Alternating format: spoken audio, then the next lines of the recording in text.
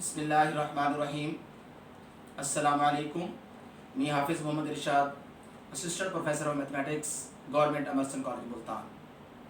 मैं आज ये जो वीडियो बना रहा हूँ ये मेरे बहुत सारे स्टूडेंट्स की फरमाइश है, और वो ऐसे स्टूडेंट्स हैं जो एमएससी बीएस वगैरह कर चुके हैं और अब लेक्चरशिप की तैयारी कर रहे हैं।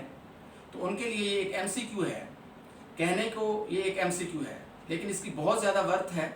ये बहुत बड़ी इंफॉर्मेशन है जिसकी मदद से इस तरह के आप बहुत सारे और भी एमसीक्यू हल कर सकेंगे। इस एमसीक्यू को हल करने से पहले मेरी आप तमाम लोगों से रिक्वेस्ट होगी कि आप इस मेरी इंफॉर्मेशन को बाकी लोगों से भी शेयर करें, मेरी इस वीडियो को लाइक करें और मेरे इस चैनल को लाजमी सब्सक्राइब करें।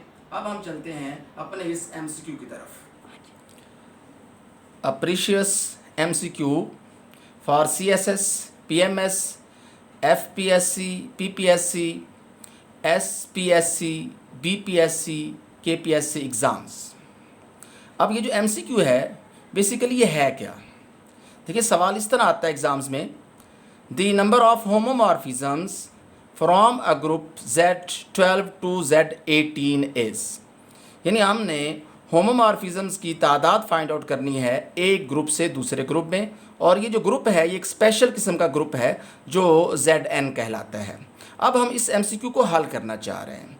देखिए, इस MCQ या इस तरह के और भी जितने MCQ आएँ तो उनमें हम होमोमॉर्फिज्म जो हैं उनकी तादाद फाइंड आउट करने के लिए कैसे इसको तरीके को अडॉप्ट करेंगे।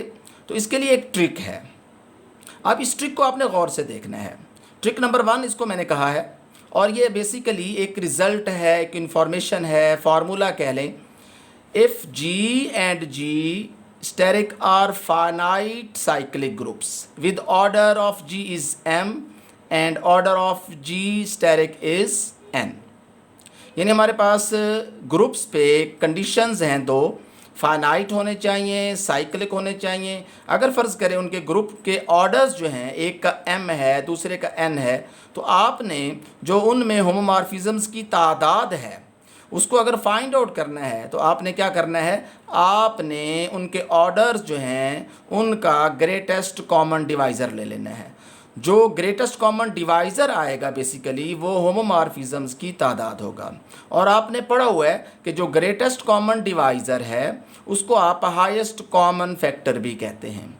यानी हमने होमोमॉर्फिज्म्स की तादाद अगर निकालनी है तो बेसिकली हमने उनके ऑर्डर्स का ग्रेटेस्ट कॉमन डिवाइज़र या HCF फाइंड आउट कर लेंगे। ये एक ट्रिक है जिसको आपने याद रखना है।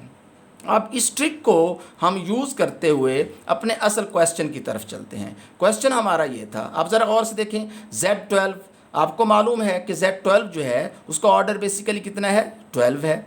और Z18 इसका ऑर्डर जो है बेसिकली इसका भी 18 है। अब हमने 12 और 18 जो है इसका ग्रेटेस्ट कॉमन डिवाइज़र देखना है। अब 12 और 18 का ग्रेटेस्ट कॉमन डिवाइज़र जो है वो तो 6 है, हम सबको मालूम है। अगर आप इसको हाईएस्ट फैक्टर का नाम दें तब भी 6 है। तो यहाँ अब हम ऑप्शंस पे देखेंगे तो लामहाला 6 जो है वो C पे है, लिहाजा हम C जो है उसको कहेंगे कि ये हमारा करेक्ट आंसर है। तो इस तरह जो है हम और भी बहुत सारे क्वेश्चन जो हैं उनको सॉल्व कर पाएंगे। अब हम चलते हैं एक और क्वेश्चन की तरफ।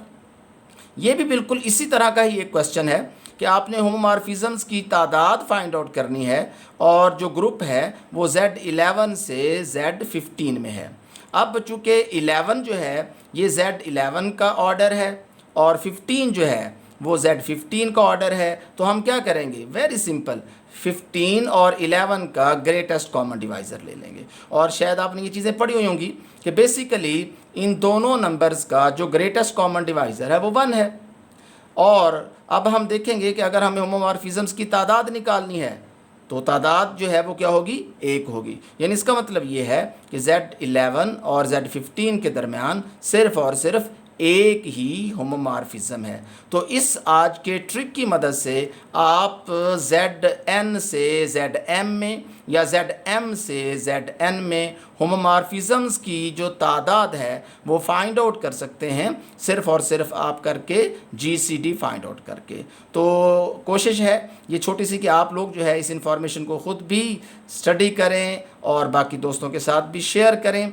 और अपने जो एग्ज़ाम्स हैं उनके लिए इसको बेहतर अंदाज में तैयारी करें। अल्लाह ताला हम सब का हामी व नासिर हो। अल्लाह हाफिज़।